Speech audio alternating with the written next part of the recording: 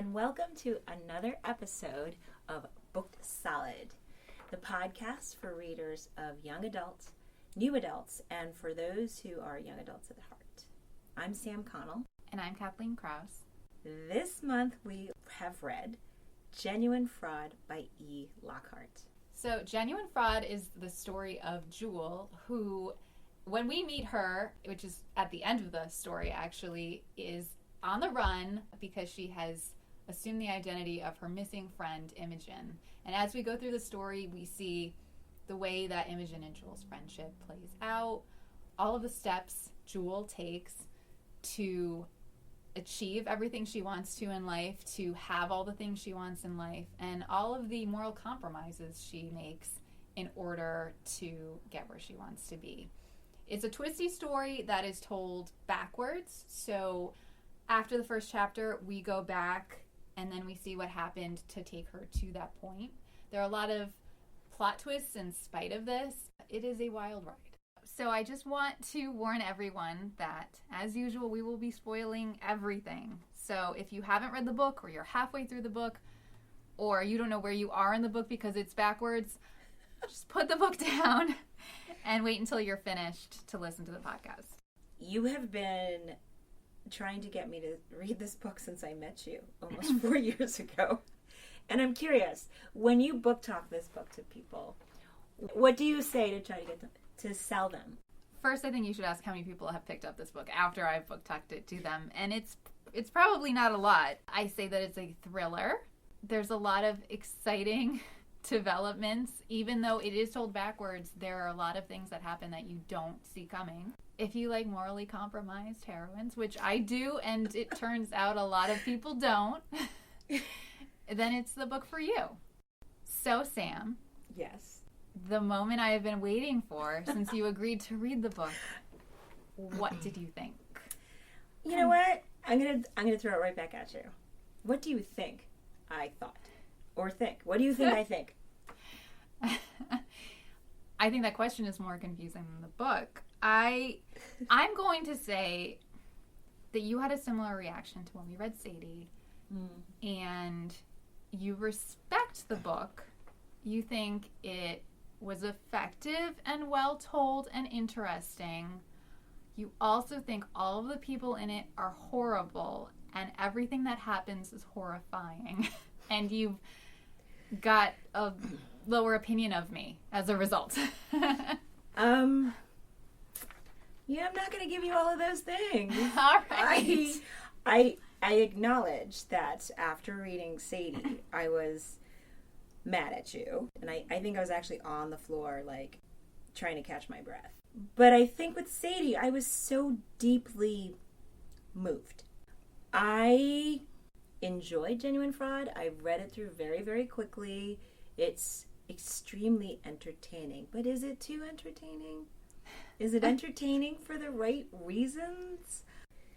You and I both like the unlikable main character, right? Like, that doesn't bother me. And I'm okay with someone who is morally bankrupt.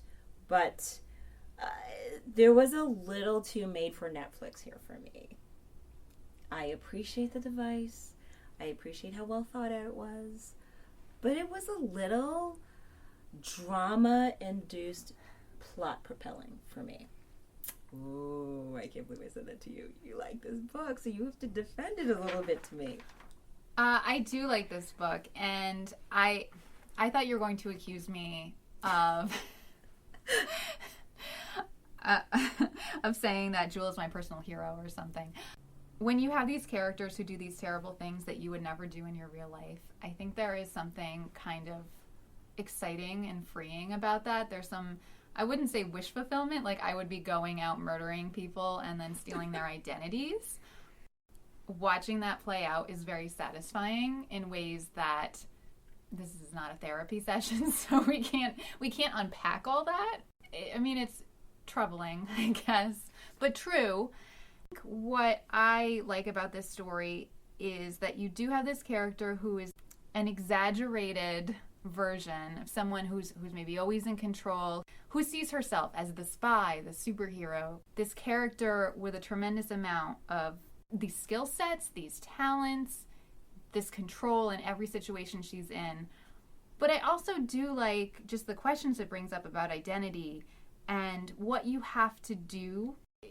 Do you have to be morally compromised to sometimes live the life that you believe you should be living or want to live? So I think all of those questions of the steps Jewel takes to make her dreams come true, even though they're not good things, they're obviously immoral. I do like that it raises those questions for me. I agree. I'm not to say that this book is oversimplified. It's actually really well thought out. The characters are interesting. The format is fascinating.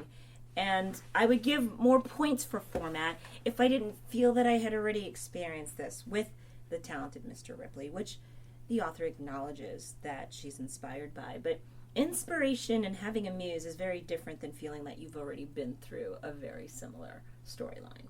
I was very suspicious of the format, but I enjoyed the format. I thought it was really cool. And when I got to the first chapter, I was like, how is this going to move backwards? Because I want it to move forward from this moment. And I was like, I don't want to go back. I want to find out what happens next. But every chapter is just so well written. But that brings us right back to somewhat episodic vibe. I'm a little tormented by this book because I almost want to like it more than I do. Because as much as I find the premise brilliant, it's pulled off really well. I have read similar books, so that doesn't shine as bright as I'd like it to. But I felt emotionally I could let it go because it was so far-fetched in how quickly a young woman could go from being mistaken to someone to premeditated murder. I found the murder scenes to be really brutal and graphic, and also somewhat harsh and caught me off guard. So, for example, I'm rooting for her. I'm like, maybe she is a spy. Maybe she grew up in spy school. Maybe this is like a part fantasy, and there must be some really interesting backstory to her. And I wonder who this friend is. And all of a sudden, you find out that scene where she kills Brooke. I lost respect for Jewel. It was hard for me to stay engaged. I mean, she really just clocks this poor girl at the top of a ravine with a statue of a cat. I didn't see it coming. It was so brutal. It was I mean, I think this book feels like blunt force trauma to me. I think that is a really good point. I was going to say I like the brutality, and I feel that I really need to preface this. I like it because of how unexpected and how horrifying it is. I absolutely agree that Jewel wins you over and totally has you rooting for her at the beginning, and you're thinking that whatever happened probably isn't that bad. She even kind of views her life cinematically, so she feels very removed, I think, from something so real and so in the moment as the brutal murder. It's a lot more visceral than you expect. I like that doesn't shy away, because then you have this turning point in the text where you realize everything that you were feeling was a manipulation and was based on imperfect information. And I think that's what's really cool about that backwards story. You can meet her after she's committed a murder and have an impression of her that is not informed by that, and then it completely changes, even though the event that you're thinking about happened already, but you just didn't know. So I like that recontextualizing that happens again and again. That is really cool. It's like a Russian doll set where you just keep going deeper and deeper. And I guess for me, I was hoping that we'd find something redeeming about her. And I didn't get there. I think that's a very valid point you make. It is intentionally cinematic because there is a survival theme. She does butt up against the unfairness of class and wealth and power. I love that scene. And was it when they were in Martha's Vineyard, when she's with Imogen's boyfriend and she's explaining how she's always reinventing herself because it's the rule. Oh no, it's in London or something. She's explaining the rule of the flat, and he says something along the lines of, that's insane. There's no such thing as a rule. And she said, no, every time you go somewhere, you have to understand the rules, and you have to understand what they are, and you have to adjust yourself to fit in. And he said, I've never heard of such a thing. And she flips it on him to the point that he agrees that it is because of his privilege as a man and his wealth that he never feels that way. I think for someone like Jules, who's coming from a lower socioeconomic class, she always feels that way, stepping into a private school event, stepping into a situation where there are wealthy kids who are vacationing and traveling, or even university students. I do think that is fascinating. And then she steps way outside of that kind of identity, and then she starts to need to see herself as a superhero, as even a villain. She just sees that as a source of strength. And I did like that the book threaded that throughout. I think that idea of being real and being fake, I mean, obviously the title is getting you to think about that right away, and it's this oxymoron, and, you know, what could a genuine fraud be? But I think it is really interesting that someone can be portraying themselves, you know, in a quote-unquote real way or in a fake way, but there's so much that goes into that below the surface. So some people don't have the luxury of being quote-unquote authentic, being genuine. And sometimes whatever is fake about you might be revealing more truth than even that surface level that you're showing. There's a lot going on with Jewel, but also I don't know what's going on with Jewel because she's such a liar. And the origin stories and all of that, I mean, you're talking about from the beginning, we're thinking maybe this really improbable origin story is true or is rooted in some truth, and then you get stories throughout, and at the end, I think maybe that's the true story that she's telling. I think it's in Puerto Rico. She's revealing these stories, or maybe it's even earlier than that, but you never really know because she's thinking so much about constructing identity and the identity she wants to put forth in the world and what people will respond to more than anything. So she takes those pieces of the kids that Imogen went to school with, and she just threads those into her own life and just uses those stories as if they were her own. Or even when she's taking over Emmy's life later, she just becomes the stories that she clearly never lived. I really like that approach because you can argue that we all have to act at some point, and we all have to be outside of ourselves. The way you behave when you're at work or at school is going to be different than the way you behave when you're all by yourself in your living room, right? And so she really takes that to the furthest degree. Even so, what's really remarkable is that I wouldn't think of her as an unreliable narrator. I feel that she's always being true to her thoughts. She's always in the moments with her thoughts. There are times when she talks herself out of feeling bad for something, and you're with her. She's very straightforward with herself as she moves through these emotions, and yet she's an unreliable person in this life that she lives in. There's this one really great quote, but she says something along the lines of, "Oh, this boy is lying to me half the time, but I'm lying to him all the time."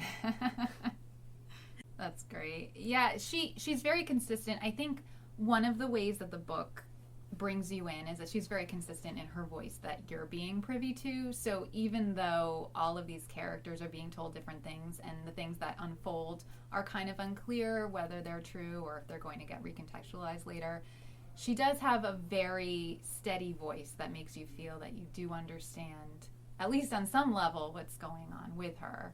And as much as we're moving with the format, the way the author is bringing you backward, sort of episode by episode in her life to understand her, I really like that the book also showed you her progression step by step into this extreme.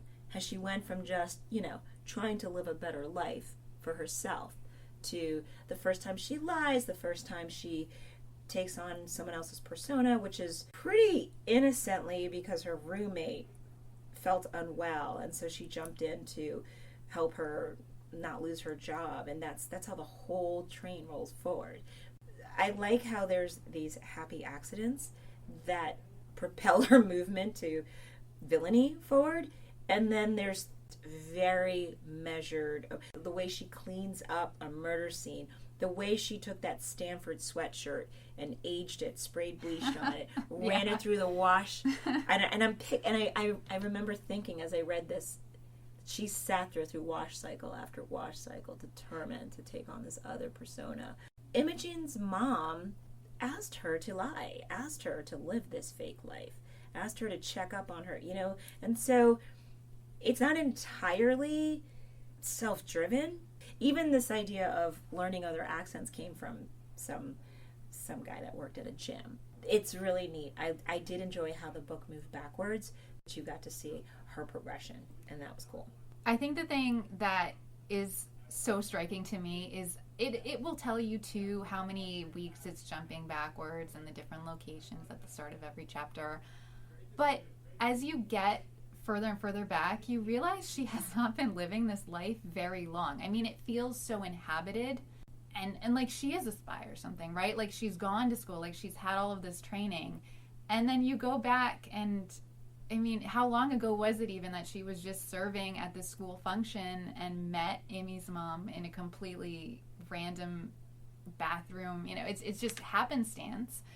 She kind of assumes this mistaken identity. Imogen's mother is the one who she kind of tragically orchestrates it in a way, her daughter's murder, because she is bringing Jewel into her life, and she's mistaking her for someone else, and this leads all of those tiny little mistakes. Jewel is the kind of person who's able to slip right into those and say, okay, I'm going to take that mistake and run with it and become that in no time at all. I mean, she's like those people who, trade like a paperclip and then they buy a house. Like, it's just all those little steps, and then all of a sudden it's become like this whole thing where she's impersonating the girl that she murdered. And just the fact that they just had to look a little bit alike, and that was enough. Yeah, and well, not even that, like the mom mistook her for a childhood friend of Imogen. I like that you bring up the mom, because there's that scene, and you don't realize it, where you don't know what's happened to Imogen, but you do know that Imogen's dead, and the mom comes to visit, and Jules meets with the mom, and that's where the mom informs her that Imogen left Jules all of her money, something north of $8 million. The mom is so happy about that news, and of course she's donated to, other philanthropic organizations. And then, within a few like 100 pages, not even 100 pages, you read the scene where Jules kills Imogen. Even that's a progression, right? I feel like Scott hanging himself was Jules' first experience with death of someone she knew, and then it progressed to death of someone in an act of passion, and then it progressed to a very carefully premeditated hit on Brooke. I think that's a good point. I mean, we see Brooke's murder first, and it's so shocking, but I mean, there were all of those steps that had to happen for... I don't think Jewel was immediately considering that from the beginning. She wasn't always a murderer. She found herself capable of a lot. Yeah, each step of the way, she's traumatized. And then she dusts off her boots, and she's like, well, okay, I got this. I'm going to survive this. And her tolerance for violence and for deception just keeps growing. Weirdly, after everything I've said, I think you would be surprised to know that towards the end I'm still rooting for her. I don't even know why. Right? Noah, the inspector, is like chasing her, which is like chapter 1/18, and then it's at the very end of the book. And I still want her to get away. In the strangest twist, when you think she's cornered, it turns out that they think that she's Imogen impersonating Jules. Yeah. You seem to like traumatic open endings where there's a lot of murder happening. Is this a cry for help? I had to redeem myself because you insulted me by suggesting that I liked predictable happy endings and I was gone soft and whatever. And so now, I mean, this was really me showing you my true colors. No, I do like, I think you're right. Like, you can really play with people's loyalties, and you can have a character like Jewel who, I mean, I think we would both agree has done things that are not forgivable, but at the same time, I'm absolutely like, she's got to get away. I mean, we know her better, so I think in that sense, like, that allegiance is there. It's established, right? We're like, well, I don't want her to get captured by this random character who's only been on the periphery. I somehow am still on her side on some level, and I don't know. I mean, she's the kind of character who always lands on her feet, so I guess I'm thinking she can reinvent herself again, but I think every time she reinvents herself, she's losing some sense of maybe her humanity or maybe her she knows she's capable of anything at this point, and she knows that at any moment a situation might require something of her that she has to be willing to give. It actually surprises me the way she reacts to a lot of these situations, because right after she killed Emmy, she was so traumatized, and she was like vomiting and ill, and she was losing sense of time, and I just can't imagine in one short year you can go from that to comfortably lying to the authorities and evading capture, and she kills Brooke without passion. I mean, she really was like, she knows too much, she asks too many questions. Yeah. Which, it's one thing for survival or passion, but she ends up in cold-blooded murder. She almost validates her actions by saying how caught up she was with Emmy and how much she loved Emmy and she felt a home in Emmy. It was the worst kind of obsession. It was everything she wanted to be, and it was who she wanted to be with. Emmy's also, she's painted as kind of a serial user, right? She's not great with her relationships, with her boyfriends or her friends, which is why Brooke is so easily duped into thinking that Emmy's in the same situation and they should go and try to rein Emmy in for both of them. There's this one scene where she talks about shedding the last of Emmy, and in that moment of shattering through the chrysalis, she becomes so cold-blooded where she really just cares about Emmy's access and resources, money and clothes and shopping and being welcome in the most sophisticated places, and she's just let go of the last of her humanity. As unhealthy as that relationship was, it actually grounded her for me a little bit. I think that's definitely true, because everything you see afterwards is really her holding on to whatever that life is and being a little... She's cold. I do think it's interesting because you see that so much with male characters, and that's sort of a male, I wouldn't say anti-hero because hopefully you're not rooting for them, but whether they're some kind of criminal, but someone who is the center of the story, you can kind of see the appeal of that. And I think, this is the thing that she even says in some of her, I think maybe toward the beginning of it, but she doesn't have to be that kind of the girlfriend or the arm candy or anything. She's really inventing herself as sort of the male anti-hero kind of that role.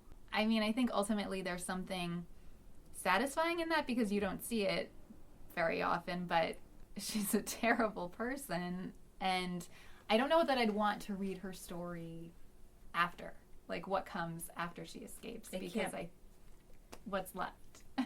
Her 12-month progression is horrific. What she does in the next 10 years, I shudder to think. But there is a little bit of a flaw in your theory. All right. That she's so, cold-blooded and unthinking, and she's, traditional male character that does these things and leaves all this trauma in his wake unfeelingly. You have to explain Paolo to me, because she does the most ridiculous things because she cares for him. Talk about a damsel that falls for a guy. That movie theater scene where she's pretending to not know what happened to Imogen and is out with Imogen's boyfriend to go see a play. And she sees Paolo from across the theater, and he calls her Imogen and wants to have, coffee or tea with her. And I was like, she does these absurd, self-sabotaging, vulnerable things for a boy. I think that's a good point, that there is a narrative that she tells herself, that she tries to create, a persona she crafts for herself, but she does fall short. I think every time that I think that happens, she tries to kind of steel herself against that and say never again. But I don't feel that she's, like a sociopath or something, because I do think that there is too much that if she were able to, if she allowed herself to feel, she could easily kind of fall into another kind of path or a different life. But she makes the decisions where that's not going to happen, ultimately. Well, she entraps herself along the way. She has less and less options along the way. Yeah. With each of those wild plot twists that you love. I do love the plot twist, so maybe that's why I like that. I did like the plot. I really enjoyed reading the book. But do you think maybe I would have liked it better if you didn't hype it so much for me? You have told me this is my favorite book, which it's not, but I was reading it and I was like, I have such good taste, but because I had forgotten a lot of it. I had read it maybe 3 years ago, and yeah, like I was still really feeling it. And I think just on like a technical level, I was just like, the stuff she's doing here, I felt like she was so in control of her writing, Lockhart, that I was just like, this is good. It's like a weird, actually Lockhart's background is in Victorian literature. It's the thing I learned about her. And Really? Emmy's passion is for Victorian literature, which I thought was like kind of a nice, fun, quirky thing. And my favorite book is Jane Eyre. So Really? Yes. What? Your favorite book is Jane Eyre? Yeah. What is your favorite book? I don't know. It's probably To Kill a Mockingbird. Okay. It's the book I read that I was like, I love books. Yeah. I know. I think it's always like a book that you read when you were yes, a kid, I was like much younger. And I was like, I did not know books could be this amazing. yeah. Jane Eyre, interesting. Okay, so I do have a quote to share. This quote is a little bit why I really enjoyed reading this book. Because Jewel is this bigger than life badass character. I could do without some of the violence. But in this scene, she has just committed the cold-blooded murder of Brooke, which was premeditated. She bludgeoned her to death and threw her body over a cliff. Am I exaggerating? I don't think so. No. Wow. Okay. Yeah. So that's the lovely Jewel. She kind of panics and cleans up the murder scene, and then she ends up at a bus station. As Jewel settled down to wait, the adrenaline high of the past few hours seeped away. She bought 3 packs of peanut M&Ms from a vending machine and sat on top of her bags. Suddenly, she was exhausted and afraid. There were only a couple of other people in the room, all of them using the station for a night's shelter. Jewel sucked on the M&Ms to make them last. She tried to read, but she couldn't concentrate. After 25 minutes, a drunk man sleeping on a bench woke up and began to sing loudly. Jewel knew she had gone way effing astray. She had killed a stupid loudmouth girl with brutal premeditation. There would never be a savior who could rescue her from whatever had made her do it. She had never had a savior. That was it. No going back. She was alone in a bone-cold bus station on December 23rd, listening to a drunk guy and scraping the last of someone's blood from underneath her nails with the corner of her bus ticket. Other people, good people, were baking gingerbread cookies, eating peppermints, and tying bows on holiday gifts. They were quarreling and decorating and cleaning up after big meals, tipsy from mulled wine, watching uplifting old movies. Jewel was here. She deserved the chill, the loneliness, the drunks and the trash, 1,000 worse punishments and tortures. The clock went around the dial. It hit midnight and became officially Christmas Eve. Jewel bought a hot chocolate from a machine. She drank it and felt warmer. She talked herself up from despair. After all, she was brave, smart, and strong. She had done the deed with credible efficiency, with style even. She had committed murder with an effing kitty cat statue in a beautiful state park over a massive and scenic ravine. There had not been a single witness. She had left no blood anywhere. That's so good. I mean, cleaning somebody else's blood with the edge, man. It's the little details. I mean, it's a short book, but like every detail is so perfect. I was like, Jewel. Yeah, it is. It does. It pushes you a little bit, and you're just like, wow. There's a real distinct style here, which is not a lot of fluff or description. I mean, you know me. I love magical realism, and I'm like, oh my gosh, stars, we're underwater, and there's an elephant swimming, flying, yay. And there's none of that here. There's just the sentences cut through the way the characters cut through. Is that kind of your thing? I would say no. But I do love film noir, and I feel like this is so much in that. I don't know what it is. I don't even know. You've caused me to question everything. I have no idea why I like it. Other than that, I think it's the unlikable. It is very unlikable protagonist. I like that you said that was cinematic. I totally see that. And I made that joke about Netflix, but it's true. Like I tend to not like cinematic books. I prefer like the meaty literature that you're like pulling off the bone, as opposed to something that I'm like, I can see this like framed out on a screen. Just based on what we've read together over the years, I can see that that's not really your thing either. But I think it was the mixture of how dark she got, and the insights and tiny steps towards darkness. I think that could be your nickname, Tiny Steps to Darkness. Oh, I love it. Yeah. And I think that has to be a big part of it, because, I mean, if you were going to ask me to read Hemingway or something, I would say no. So I'm not necessarily the kind of person who likes those short, spare sentences. But I like to imagine this book was originally 500 pages long, and she just refined it. I don't know that she did, but I could see that. Like, there really isn't... there isn't that extra paragraph or two. I'm so glad I read it, if nothing else, so that I could get you off my back. I know. Now you're going to make me read I don't even know. Is it time for more existentialism? Poetry? No. Books and verse? Very worried for our next episodes. Any read-alikes for us? Well, I first wanted to point out, and I'm going to be calling myself out a little bit on this. I wanted to point out that I actually found this very similar to some of our previous podcast reads. I recommended this book, I believe, as a read-alike to Sadie, and I think we both already brought up Sadie. I think this is very similar.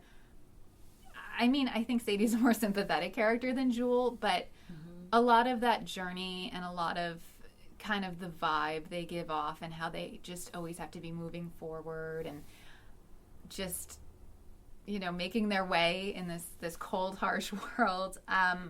It feels very similar to me thematically and with the main character. I also thought Mun was sort of similar in that it's very Dickensian, and really? So is this book. Yeah, so I mean, it's about a character who's doing what it takes basically to succeed in the world. And so in that sense, I felt that there were some similarities there. And so then this made me realize that those were both my recommendations, and there is perhaps something going on with me to make me choose all of these books. I do feel that we had to read a murderous female protagonist for you, because the last two books we read had shiny, happy endings, and I was worried for you. Yeah, I don't want you to think, not even for a second, that that's what I'm about. I can enjoy it. Yeah. Or was I just pretending? Yes. No, we were worried you were getting soft on us. So I also think some great read-alikes are any of the inspirations for the book. So you talked about Talented Mr. Ripley, which obviously is very similar in a lot of ways. It's by Patricia Highsmith. It's about Tom Ripley, who starts out as a young striver in Manhattan in the 1950s. And then he becomes friends with Dickie Greenleaf, which becomes obsessive, and Ripley is sent to Italy to bring back his friend, and stuff happens. Is that a fair description? You know what? You're doing well skirting around the spoilers. Some stuff happens. And then also, she talks a lot about Victorian literature, so Great Expectations, really Annie Dickens, I think. You have a lot of these stories where there's this character who is making his way in the world, learning to be a gentleman, being successful. There's a lot of guilt and revenge and crime and crazy characters like Miss Havisham. So any of those, or Jane Eyre, I'll just throw that one in. They have that line about, I think it's like edgy orphans they do what they have to. I love that. And then my last one was All the Missing Girls by Megan Miranda, which is similar to this, a thriller told backwards. This is an adult book. It's about the story of two missing women. The disappearances happen 10 years apart, but the story is told from day 15 to day 1. So it's that same backwards thriller format. So it's about this woman whose best friend disappeared 10 years ago. She goes back to her hometown. All of her friends and her family who were there at the time of the original disappearance, they're still there. One of them is dating a new woman who ends up disappearing as well. Similar thriller format, what's going to happen, it's going backwards sort of thing. So what are we reading next? I'm kind of excited about this one. Although we are getting into kind of a pattern or rut. It's The Invisible Life of Addie LaRue, which you know because it's sitting right here on my desk. It starts with a woman, a young woman in France in 1714. And she's desperate to get rid of what she considers to be a simple life in a tiny, tiny village. And she ends up making a deal with this sort of dark entity that comes to her at dusk. And it turns out that she wants to sort of live forever, and she's willing to bargain to live forever and experience life. And that when she no longer wants to live, she will give her soul over. And so begins this extraordinary tale of survival. And she finds out, unfortunately, that she bargained away the ability for anyone to remember her. So she moves through almost the seams of other people's lives. And she lives for a really long time, and she has to figure out how to survive. She can't hold a job. She can't have a relationship. No one remembers her after an interaction. When this was explained to me, I was like, there's no way this device holds up. But we've been here before. And it not only does it hold up, it was a breathless, wonderful story. That's what we're reading next. I hope you guys come back and read with us. But I feel like, I don't know what's going on here, Kathleen. We're reading... We have to break out of this, don't you think? Do you mean we shouldn't read more books about white women cycling through identities? Every single page. Yeah, Okay, is this the illness or the medicine? What is this for us? Do we need this right now? Are we wallowing in a pandemic that we're feeding ourselves what we need to do? Or is this a cry for help? I think a little bit of both. And okay. I think we just have to be comfortable with that. So next time we will maybe dig deeper into any genre? Anything else? Anything else. Yeah, I think everybody deserves that from us. Stay tuned for anything else. Okay, that's it for this episode. Anything else you wanted to share? I think that we've covered enough about me tonight. Anyway, that was a lot of fun. So come back soon. That was fun. Thanks for joining us. Thanks. Bye.